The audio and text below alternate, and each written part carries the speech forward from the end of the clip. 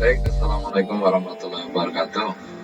Hari ini adalah pertemuan perdana ya untuk kuliah aplikasi komputer bisnis di program studi akuntansi lembaga keuangan syariah, program vokasi UMY. Nah, mata kuliah ini mata kuliah yang sebenarnya sangat menyenangkan ya, mata kuliah tentang utak-atik komputer. Mata kuliah ini adalah mata kuliah praktikum ya sebenarnya, makanya bobotnya adalah 1 SKS.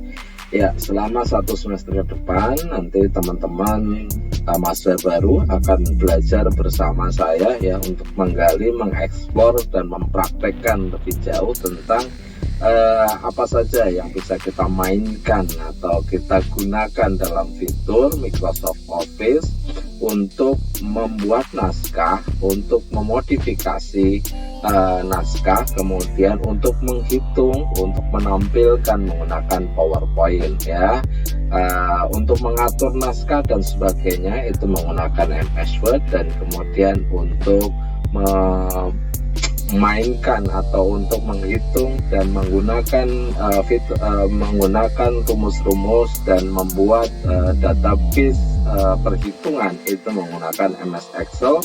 Dan kita akan belajar tentang bagaimana menampilkan hasil perhitungan naskah dan sebagainya ke dalam sebuah presentasi atau sebuah tampilan presentasi yang menarik. Nah, tentunya nanti kita akan belajar secara menyenangkan di perkuliahan ini.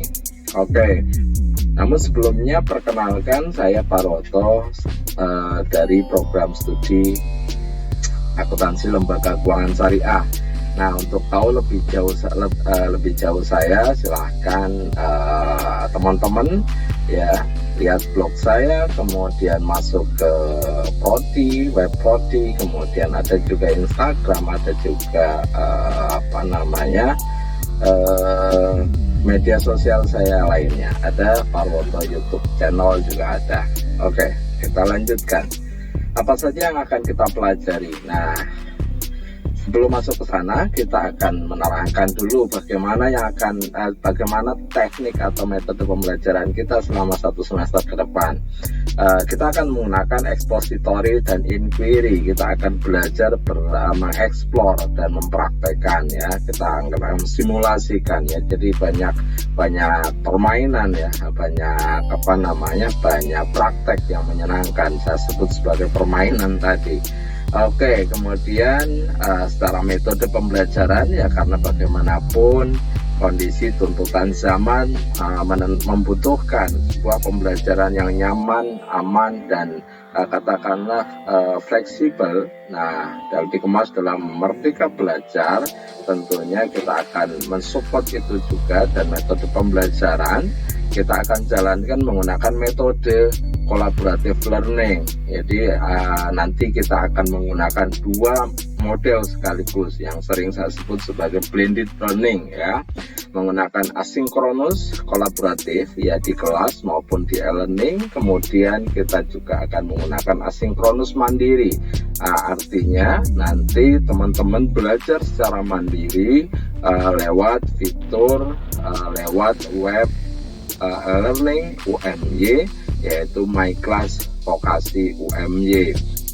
Nah, linknya ada di sini, nanti kita buka. Nah, contohnya seperti ini. Nah, ya ini.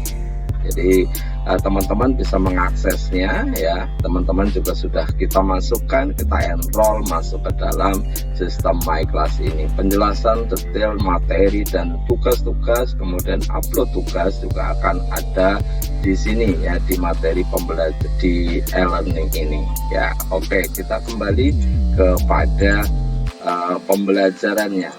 Nah, kemudian penugasan. Nah, penugasan nanti ada penugasan sifatnya kelompok dan sifatnya personal atau sifatnya individu atau mandiri ya.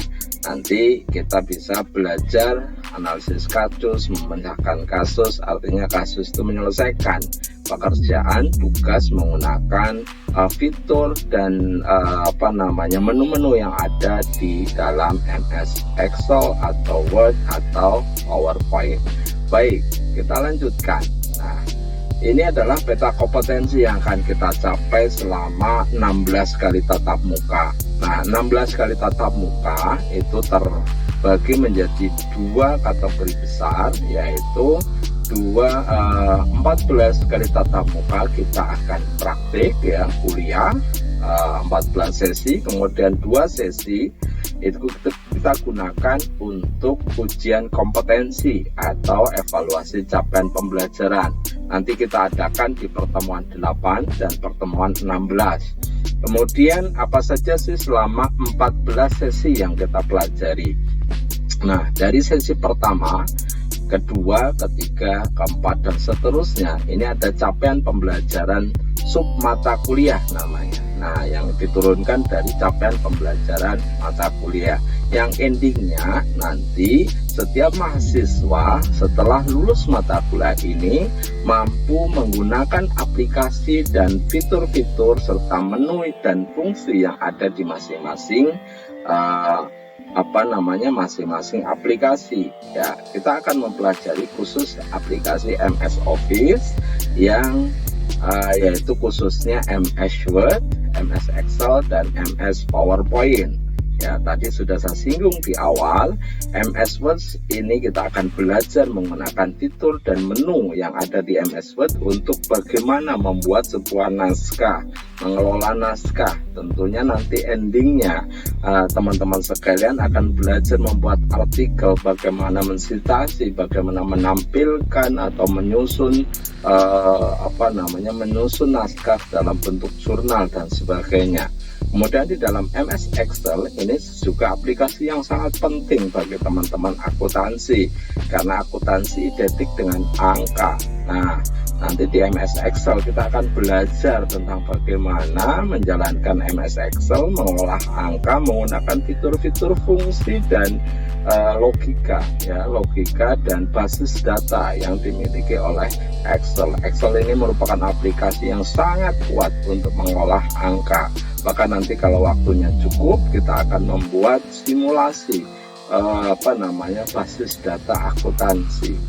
Kemudian MS PowerPoint. Nah, yang terakhir ini kita pelajari dalam 3 sesi terakhir ya. 3 sesi terakhir ini intinya adalah membuat sebuah presentasi, sebuah tampilan presentasi yang powerful. Namanya juga PowerPoint, artinya poin-poin yang berpower. Dari mana sumbernya? Bisa dari naskah, bagian atau intisari dari naskah yang sudah kita pelajari dan kita praktekkan di dalam MS Word. Kemudian angka-angka, data-data yang bisa kita tampilkan, yang hasil olahan di dalam MS Excel, kita tampilkan bisa menjadi sebuah chart, sebuah grafik, sebuah peta jalan, dan sebuah aliran presentasi yang menarik, yang powerful ya. Tentunya banyak fitur yang bisa kita pelajari. Nah, untuk lebih lengkapnya nanti kita akan pelajari di 3 sesi terakhir. Nah, selanjutnya apa saja yang kita pelajari? Nah, dari 3 besar subbagian di dalam mata kuliah ini, yaitu MS Word, MS Excel, dan MS PowerPoint, kita pecah menjadi 14 sesi pertemuan praktikum. 6 sesi di awal kita akan gunakan untuk mengenal lebih jauh dan mempraktekkan fungsi-fungsi menu di dalam MS Office, MS Word, Kemudian 5 sesi berikutnya kita akan gunakan untuk lebih banyak mengeksplor MS Excel untuk menjalankan pekerjaan-pekerjaan yang lebih accounting atau yang dekat dengan tugas kita sebagai seorang accounting. Kemudian 3 sesi terakhir seperti tadi saya sebutkan, kita akan gunakan untuk mempelajari bagaimana membuat presentasi yang menarik ya, karena bagaimanapun Anda nanti akan menjadi seorang sarjana yang harus siap menjadi seorang presenter yang menarik. Presenter dalam hal ini adalah Anda menjadi minimal supervisor ya. Anda harus mampu memiliki memiliki skill untuk berbicara di depan kelas, mempresentasikan hasil pemikiran, tentunya itu harus didukung dengan tampilan PowerPoint yang menarik sehingga full power, sehingga orang begitu melihat akan memiliki kesan yang kesan yang menarik, sesuatu yang wah gitu, menarik.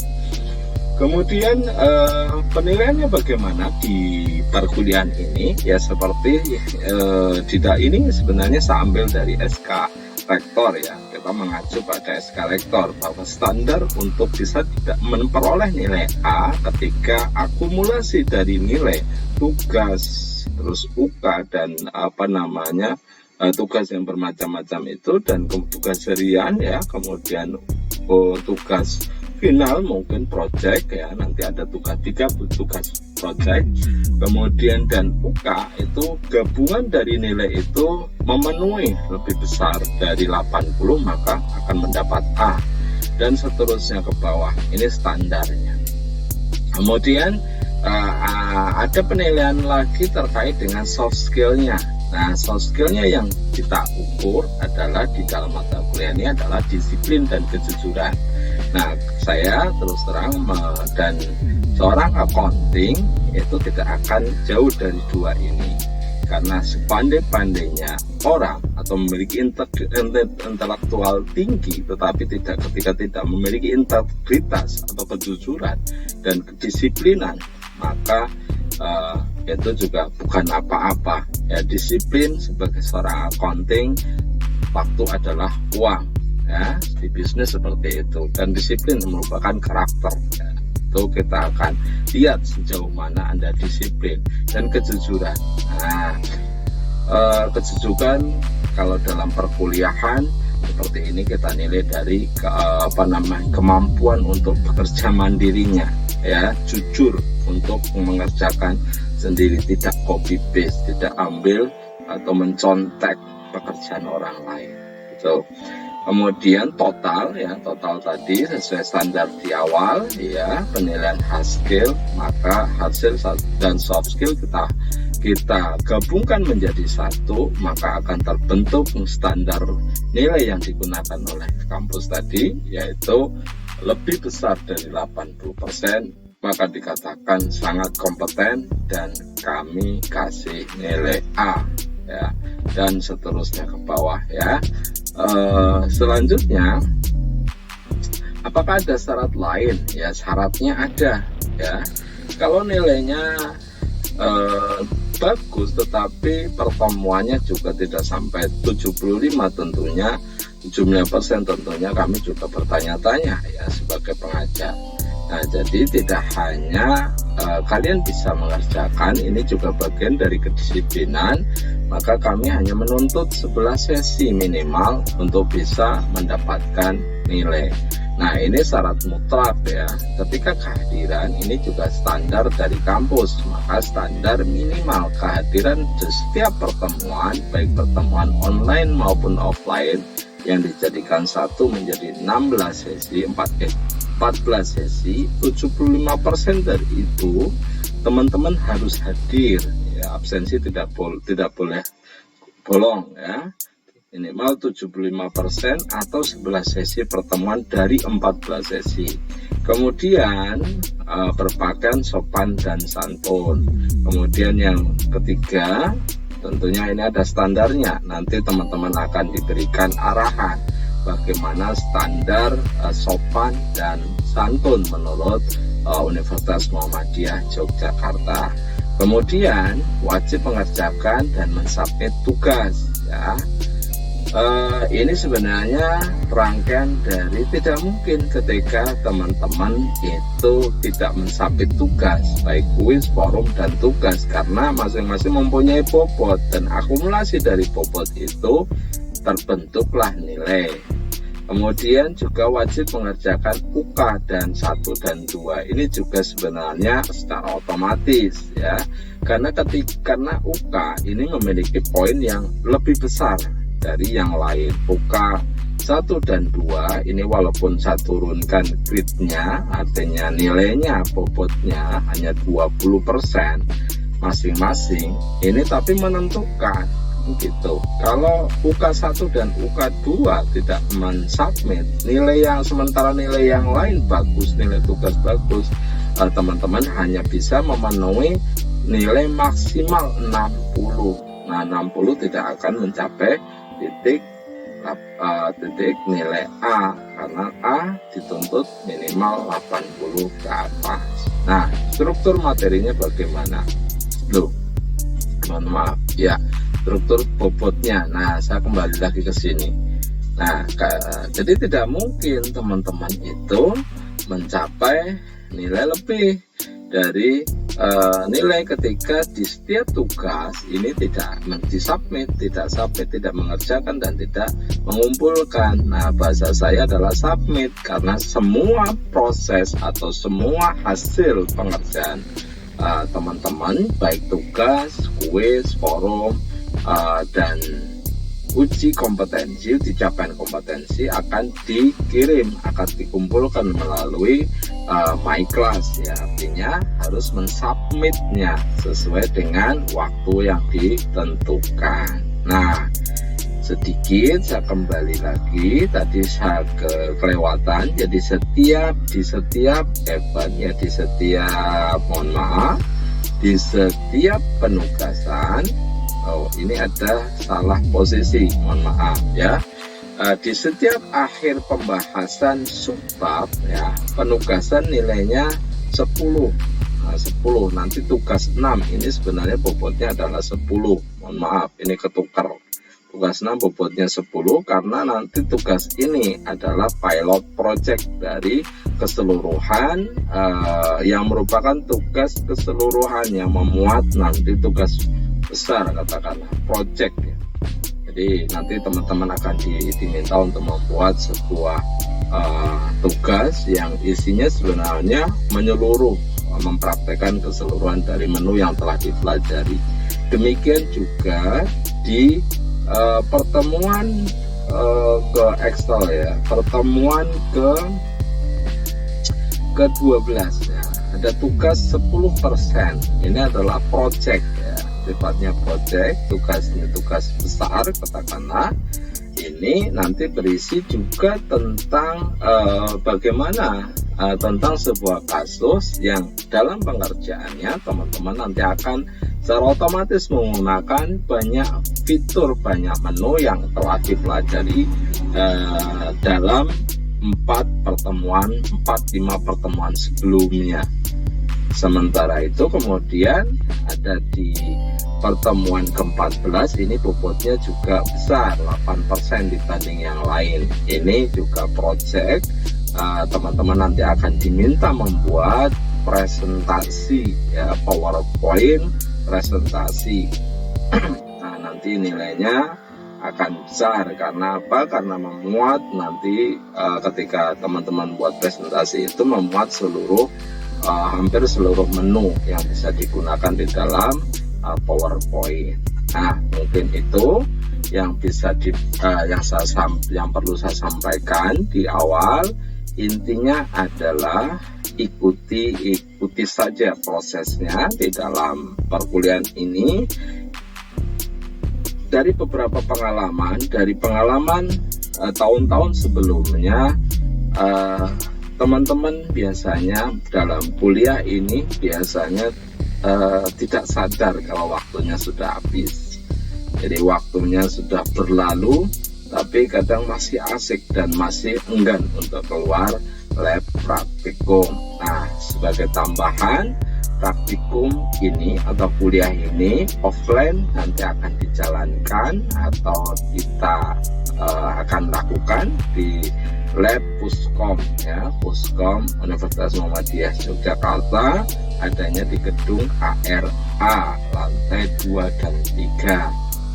Kemudian untuk kuliah online ya, online nanti kita akan adakan melalui online meet ya, mungkin bisa lewat Zoom, bisa lewat AMS Team ya. Kemudian untuk kuliah yang sinkronus ya, kuliah mandirinya nanti teman-teman belajar secara mandiri melalui referensi yang ada di My Class UMY yang tadi saya tunjukkan. Baik, mungkin itu yang perlu saya sampaikan di awal sebagai pengantar. Ikuti proses pembelajaran yang mengasihkan ini. Kita ketemu di kuliah perdana offline minggu depan. Terima kasih. Wassalamualaikum warahmatullahi wabarakatuh. Good luck.